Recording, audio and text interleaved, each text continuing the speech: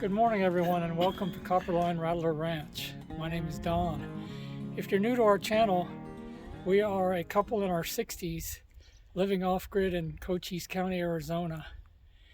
Now our primary source of electrical power is our solar battery powered system. But during the wintertime we have less sun hours, therefore we need a backup. And this is it. The military 802A 5 kW generator.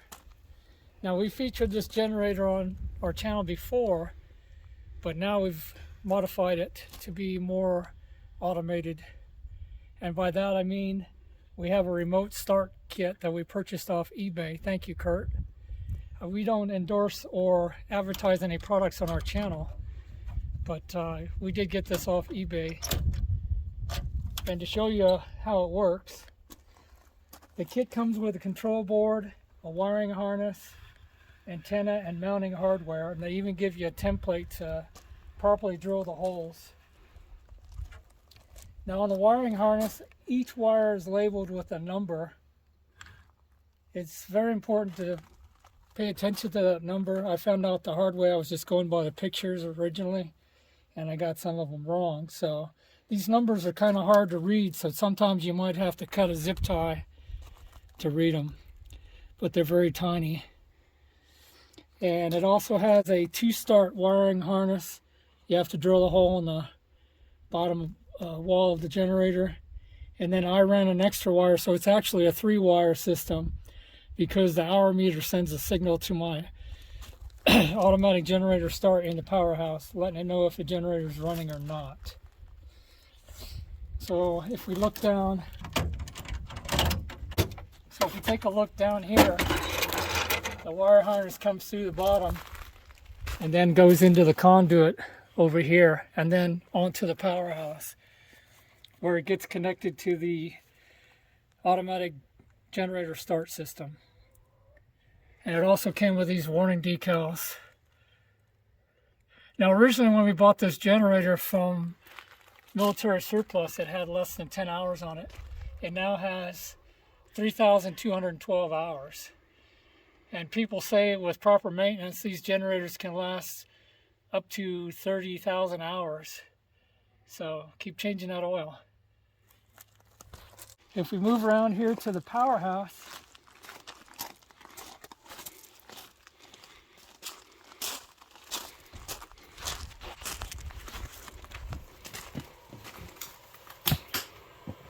this is where the wiring comes in from the generator to the automatic generator start. Now this system is routed to the system through a telephone communication cable. So it communicates with the entire system, and you can program it to automatically start when the batteries reach a certain level. Mine's at 39.2 volts.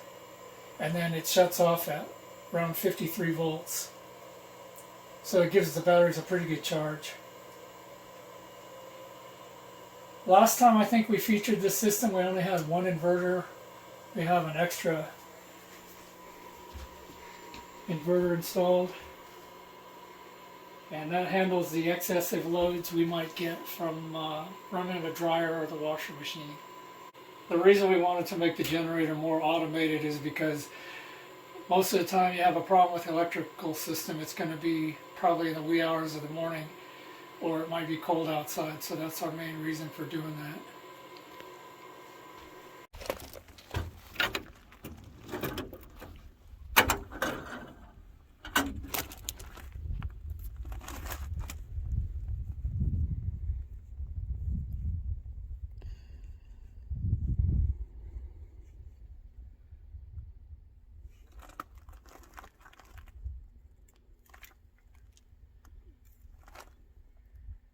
It's still pretty full.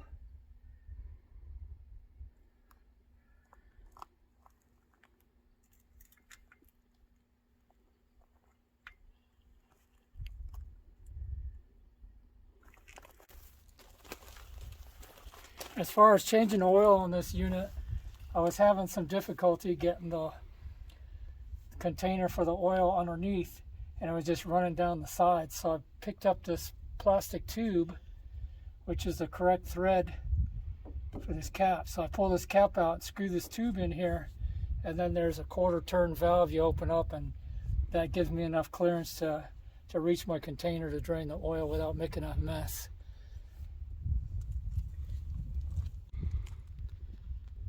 This generator has a 24 volt system, so we have two 12 volt batteries, and they're Optimus because they're more resistant to vibrations. It has a regular automotive cooling system on it. It's water pump, radiator, so on. And then this is the oil filter here.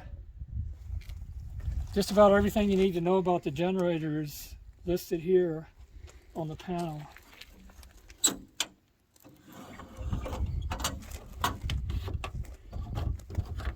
You're probably wondering why we have the cinder blocks here, but that makes it a lot easier to put fuel in.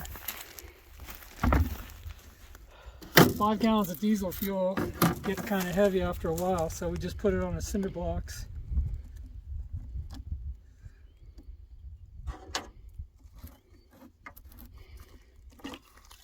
When I top it off, there's a baffle in the bottom of the filler neck that I usually just cover that, and it's pretty much full.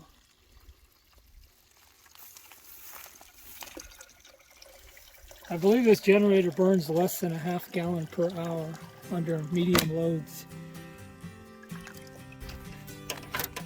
On this side we can check the coolant levels, and there's the other battery.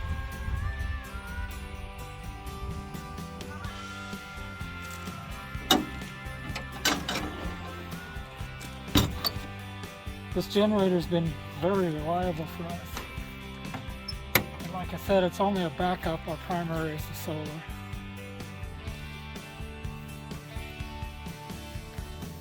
This is the Wi-Fi antenna, so we can run it with our smartphone.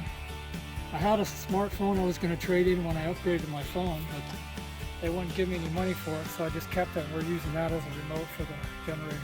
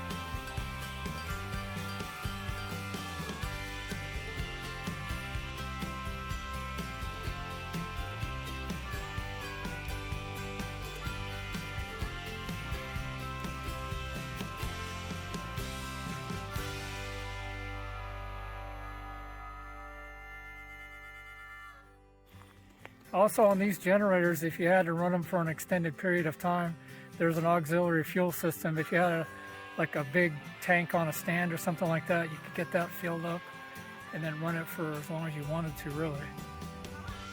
I saw a guy on YouTube had 3 55-gallon drums of diesel fuel, and he just manifolded them together and ran his generator that way. But we don't run our generator nearly that often. It's just a backup for us. This is how we can start the generator from the smartphone. All we have to do is touch the start.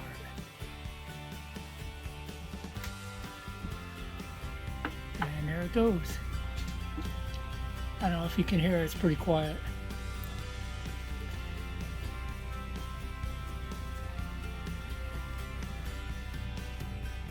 Describe that screen. This is showing the contactor getting ready to close, and once it does that, we'll be getting power to the system, and there it goes. And to stop, tap the stop button. And the generator goes into a cool down mode for 5 minutes. So we'll just let it do that and it'll shut down by itself.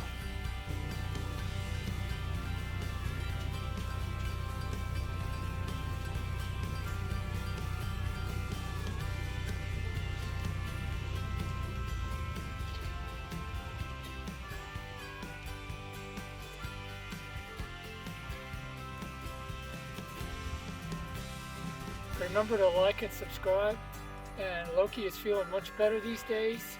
Aren't you, boy? That's all for now.